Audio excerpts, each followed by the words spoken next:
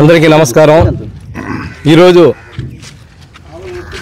జాతీయ పార్టీ అధ్యక్షులు తెలుగుదేశం పార్టీ నారా చంద్రబాబు నాయుడు గారి ఆదేశాల మేరకు, అదేవిధంగా రాష్ట్ర పార్టీ అధ్యక్షులు పల్లా శ్రీనివాసరావు వారి సూచనల మేరకు మా గౌరవ శాసనసభ్యురాలు శ్రీమతి వేమిరెడ్డి ప్రశాంత్ రెడ్డి గారి ఆదేశాల ప్రకారం కోవూరు నియోజకవర్గ వ్యాప్తంగా ప్రతి గ్రామంలో ఈరోజు తెలుగుదేశం పార్టీ ఆవిర్భావ దినోత్సవం మనకి మార్చి 1982 మార్చి 29వ తారీఖున మొట్టమొదట ఈ యొక్క పార్టీని నందమూరి తారక రామారావు గారు ప్రారంభించిన తేదీ ఈరోజు. ఈ పార్టీ పురుడు పోసుకున్న రోజు ఈ యొక్క మార్చి 29, 1982 అని కూడా మార్చి చెప్పక మానదు.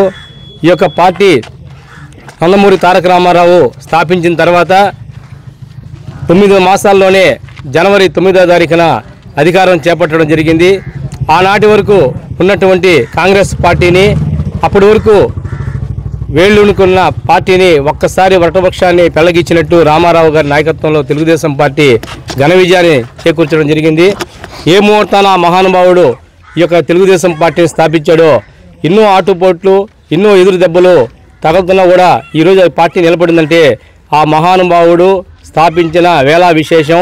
ఆ మహానుభావుడు యొక్క మంచి సంకల్పంతో ఈ రాష్ట్ర ప్రజానీకానికి ఏదో చేయాలని ఒక తపంతో వచ్చిన వ్యక్తి కాబట్టి ఈ యొక్క పార్టీ ఈరోజు ఇన్ని రోజులు మనుగోడు సాగిస్తూ ఉందని కూడా చెప్పక తప్పదు. ఆ రోజు నుంచి ఈ రోజు దాకా 85లో సంక్షోభం, నాదెళ్ల భాస్కర్ రూపంలో సంక్షోభం వస్తే పార్టీ ఎదుర్కొని నిలబడడం జరిగింది. అదేవిధంగా 89లో తెలుగుదేశం పార్టీ ఓడిపోవడం జరిగింది. ఇంకా తెలుగుదేశం పార్టీ లేదనుకున్నారు.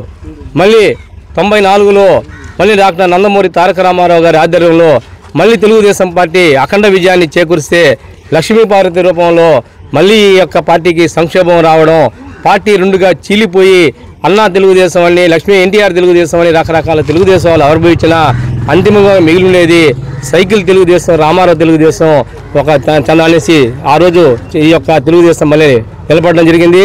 ఈ యొక్క తెలుగుదేశాన్ని ఆ రోజు పగ్గాలు చేపట్టినటువంటి నారా చంద్రబాబు నాయుడు 1996 నుంచి ఈ రోజు దాకా ఈ 30 సంవత్సరాలు కంటికి రెప్పలాగా ఈ యొక్క పార్టీ మనుగడని ఎప్పటికప్పుడు కార్యకర్తల్లో ఇంకా బలోపేతం చేసుకుంటా, కార్యకర్తల్లో కింద స్థాయి నుంచి, దానికి ముందు తెలుగుదేశం రాకముందు మామూలుగా రాజకీయం ఎట్టుండేదంటే గ్రామంలో ఏదైనా ఒక పెద్ద చేతుల్లో రాజకీయం ఉండేది.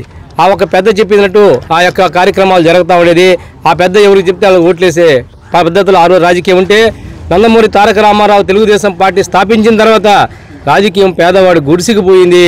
పేదవాడి ఇంటికి పోయి ఓటు అడిగే హక్కు ఒక్క పరిస్థితిని తెలుగుదేశం పార్టీ తీసుకొచ్చిందని చెప్పడం ఎటువంటి అతిశయోక్తి లేదు.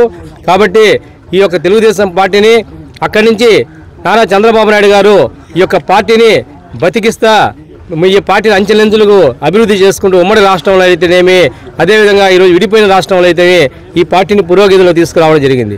ఈ తెలుగుదేశం పార్టీ స్థాపించిన తర్వాత ఎంతోమంది బడుగు బలహీన వర్గాలు, చాలా సహజమైన పద్ధతులు చెప్పాలంటే చాలా చిన్న స్థాయిలో ఉండే వ్యక్తులు, కండక్టర్లు కావచ్చు, లాయర్లు అవ్వచ్చు, చిన్న చిన్న డాక్టర్లు అవ్వచ్చు, సామాజిక కార్యకర్తలు కూడా ఈ యొక్క పార్టీ ప్లాట్ఫారం మీద ఎంతోమంది ఉన్నత స్థానాలు, శాసనసభ్యులు కావచ్చు, జిల్లా పరిషత్ చైర్మన్లు కావచ్చు, ఎంపీలు కావచ్చు, స్పీకర్లు కావచ్చు, మంత్రులు కావచ్చు, ఎన్నెన్నో ఉన్నత పదవులు ఢిల్లీ నుంచి గల్లీ దాకా అన్ని పదవులు చేసిన వ్యక్తులు ఈ యొక్క ప్లాట్ఫారం వచ్చిన తర్వాతనే ఈ రాష్ట్రంలో జరిగిందని కూడా చెప్పక మానదు. అదేవిధంగా తెలుగుదేశం పార్టీ వచ్చిన తర్వాత ఎన్నో సంస్కరణలు తీసుకురావడం జరిగింది.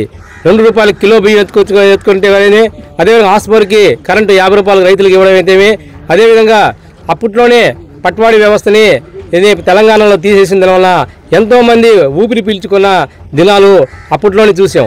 అదేవిధంగా నారా చంద్రబాబు నాయుడు గారి నాయకత్వంలో తెలుగుదేశం పార్టీ ఆయన ముఖ్యమంత్రి అయిన తర్వాత 96లో ఆయన ఎన్నో సంస్కరణలు తీసుకొచ్చి ఐటీ రంగాన్ని ఈరోజు అభివృద్ధి చేస్తే ఈరోజు పల్లెల్లో ప్రతి ఊర్లో 20 మంది తగ్గకుండా సాఫ్ట్వేర్లు ఉన్నారంటే ఆ రోజు చంద్రబాబు నాయుడు వేసిన బీజం అని కూడా, తెలుగుదేశం పార్టీ వేసిన బీజం అని కూడా చెప్పక మానదు.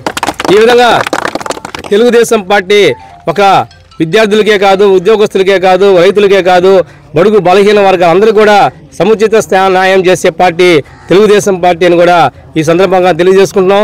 అదేవిధంగా రిజర్వేషన్లు తీసుకొచ్చిన పార్టీ కూడా అదే స్థానిక సంస్థల్లో బీసీలకి అయితే అందరూ కూడా ఎస్సీ ఎస్టీలకి రిజర్వేషన్లు తీసుకొచ్చిన పార్టీ ఏదైనా ఉందంటే తెలుగుదేశం పార్టీ అని కూడా ఈ సందర్భంగా తెలియపరచక తప్పదు. మండల వ్యవస్థను తీసుకొచ్చిన పార్టీ తెలుగుదేశం పార్టీ, పొదుపు లక్ష్మిని తీసుకొచ్చిన పార్టీ తెలుగుదేశం పార్టీని కూడా ఈ సందర్భంగా చెప్పక తప్పదు. ఆ తర్వాత తెలుగుదేశం పార్టీ మళ్ళీ మొన్న ఎన్నికల్లో 2019 నుంచి రాష్ట్ర విడిపోయినప్పుడు తెలుగుదేశం పార్టీ అయిపోయిందన్నారు. కానీ 2014లో మళ్ళీ చంద్రబాబు నాయుడు నాయకత్వంలో తెలుగుదేశం పార్టీ అఖండ విజయం చేకూర్చడం జరిగింది. అదేవిధంగా 2019-24 మధ్యలో తెలుగుదేశం పార్టీ మాయమైపోయింది. తెలుగుదేశం పార్టీ కనుచూపు మేరలో లేదు, ఎక్కడ అధికారం వచ్చే ఆస్కారం లేదనే టైంలో మళ్ళీ నారా చంద్రబాబు నాయుడు గారి నాయకత్వంలో మా యువ నాయకుడు నారా లోకేష్ బాబు గారి నాయకత్వంలో పాదయాత్రలు చేపట్టి ప్రజల్లో అయితేనేమి పార్టీ శ్రేణుల్లో ఉత్సాహాన్ని నింపి మళ్ళీ తెలుగుదేశం పార్టీ అధికారం రావడం జరిగింది. ముఖ్యంగా మాకు కోవూరు నియోజకవర్గానికి ఒక వరం ఏంటంటే మాకు వేమిరెడ్డి దంపతులు రావడం ఒక వరం అని కూడా చెప్పవచ్చు. ఒక కోహినూరు వజ్రం లాంటి వాళ్ళని జగన్మోహన్ రెడ్డి జార విడుచుకుంటే ఒడిసి పెట్టుకున్న నాయకుడు మా నారా చంద్రబాబు నాయుడు గారిని కూడా ఈ సందర్భంగా ఆ వజ్రం యొక్క విలువ ఎవరికి తెలుసో వాళ్ళకే తెలుసు, అది నారా చంద్రబాబు నాయుడుకి తెలుసు వాళ్ళ విలువ. కాబట్టి వాళ్ళని ఒడిసి పట్టుకొని ఈరోజు వాళ్ళకి ఎంపీ ఎమ్మెల్యే టికెట్లు ఇచ్చి వాళ్ళకి ఘన విజయం సాధించడానికి కారణం ఈరోజు మా వేమిరెడ్డి దంపతుల యొక్క గొప్పతనం అని కూడా సందర్భంగా తెలియకమాను. ఈరోజు వేమిరెడ్డి ప్రశాంత్ రెడ్డి గారి నాయకత్వంలో ఈరోజు నియోజకవర్గంలో ఎక్కడ కూడా చూసినా అభివృద్ధి సంక్షేమ కార్యక్రమాలు శరవేగంగా జరుగుతూ ఉన్నాయి. ముఖ్యంగా వాళ్ళు ట్రస్ట్ ద్వారా ట్రైసైకిల్స్ అవుతాయని, జాబ్ మేళాలు అవుతాయి. నిన్న రంజాన్కి ప్రతి దగ్గర మసీదుల్లో కూలర్లు ఇచ్చే కార్యక్రమాలు అయితే, ఇంకా దేవస్థానాలకి పాఠశాలకి ఇంకా అనారోగ్య సమస్యలు ఉంటే వాళ్ళకి సీఎం రిలీఫ్ ఫండ్లు వాళ్ళ సొంత నిధులతో ఖర్చు పెట్టి చేయడం కానీ ఇట్లాంటి కార్యక్రమాలు ఎన్నో కూడా వాళ్ళ ట్రస్ట్ ద్వారా వాళ్ళు సొంతంగా చేయడం చాలా గర్వించదగ్గ విషయం. మాకు అటువంటి శాసనసభ్యురాలు మాకు దక్కడం ఈ కొవ్వూరు నియోజకవర్గ ప్రజలు చేసుకున్న అదృష్టంగా ఈ సందర్భంగా తెలియజేయక తప్పదు. అదేవిధంగా ఈరోజు కొవ్వూరు నియోజకవర్గంలో ఎక్కడ కూడా గ్రామాల్లో ప్రశాంత వాతావరణం ఉంది. ఎక్కడ కూడా రాజకీయ కక్షలకి దూరంగా ఉండమని మా శాసనసభ్యురాలు చెప్పడం చాలా గొప్ప విషయం అని కూడా ఈ సందర్భంగా చెప్పక తప్పదు.